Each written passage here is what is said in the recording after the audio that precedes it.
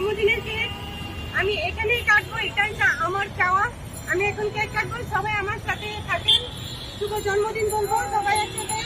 শুভ শুভ শুভ দিন, আমার প্রিয় নেত্রী শেখ হাসিনার জন্মদিন। আমি এখানে কেক কাটতে এসেছি।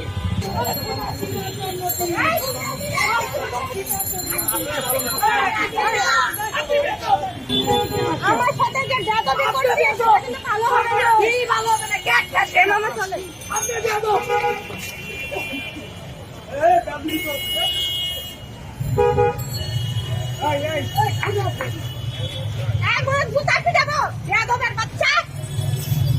ফালতু কোথাকার।